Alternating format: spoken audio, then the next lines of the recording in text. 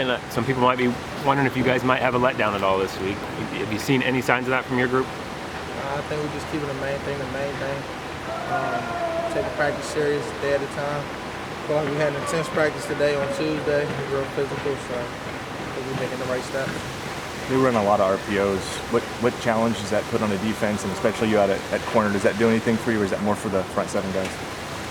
Yeah, it just makes sure that your eyes are right in coverage. You don't want to think you're just reading a run, and then they might pull it and still up on the ball. So you just got to be a little bit more disciplined in coverage on where your eyes are. You made a lot of plays at the line of scrimmage, 4 tackles for loss. Is that something you kind of envisioned was going to be in the game plan defensively for you guys at corner? Yeah, I knew this game, last game, we was going to have to show up and run a lot.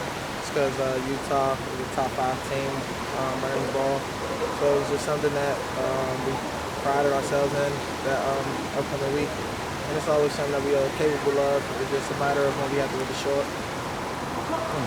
That game, you said interceptions and pass coverage, but sacks. Some things that you're not necessarily a chance to show all that. But what is it about how you're playing right now, or about the position that you're putting in this defense that's allowing you to do all this?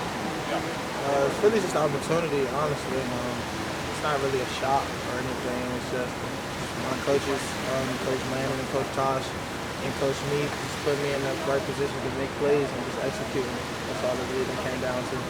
What's more satisfying for you, a sack or a pass breakup? All right, pass breakup. Talk a little bit about your journey, Khyree. Getting back to high school and stuff like you signed with Arizona Western. Did you actually end up going on, or did you go to Florida State directly, or what happened when you came?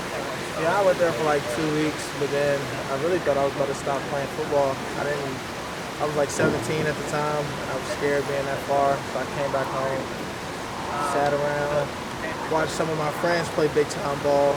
2 of my close friends were like 4 and 5-star recruits, and I decided I was going to give another chance. Everything that worked out ever since I did that. What happened in the fall of 18 then? I ended up going to Fort Scott, and once I went to Fort Scott, racked up some offers, probably like 12 or 13. Then after that season, I ended up transferring, but then it became COVID. But I played in the spring. That's when my 12 to 13 offers went to like 35. And I committed to Alabama, and then I went there in springtime of like 2020. I don't really remember, honestly. It's been a little minute. During that period where you thought you might not play football anymore, what did you think was going to be next for you? Like, what was your future holding for you? Honestly, I was in the game and I thought I was going to be like a 2K league player or something like that.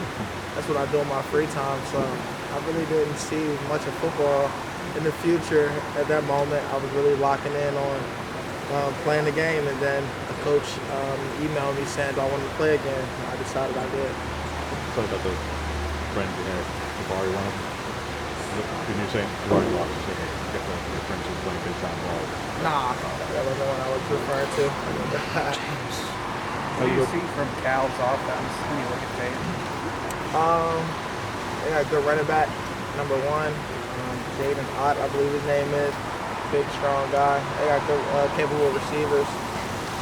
They have a good team. You know, we just gotta lock in and trust coaches on the keys that they're giving us, and I feel like if we do that, and we should be able to execute at a high level.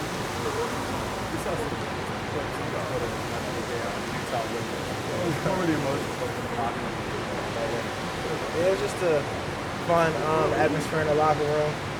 We felt like our coaches were harping on us big time about us stopping and running, stuff like that. And we felt like we lived up to it. So we were just excited to celebrate a little bit in the locker room. That's all I was. What about your journey? You said you initially had a goal to be offensive after that spring and probably 2030. What changed? I don't know. Honestly, I mean, I think the coaches, I wouldn't end up going to East Mississippi, so it was a little bit more exposure. And, you know, the whole last chance shoot thing, I was able to get, able to be seen more. Really, I think that's the thing I could point out the most, I would say. What was it Last like question. going from that then to like being at Alabama, where like at the time it's like that's the biggest school in the country, and I mean that had to have been quite the juxtaposition from thinking that you weren't going to keep playing football. There was a lot of things that I had to like learn and grow from coming from the junior college thing. I think that might be some of the reason why everything didn't work out. You know, some things I had to mature on and learn about. You feel me? As coming from a junior college player to being at now one of the top universities, so it was a learning stepping stone. And, you know, me being here at Oregon has helped. I wouldn't trade it for nothing. Thanks, Khyree.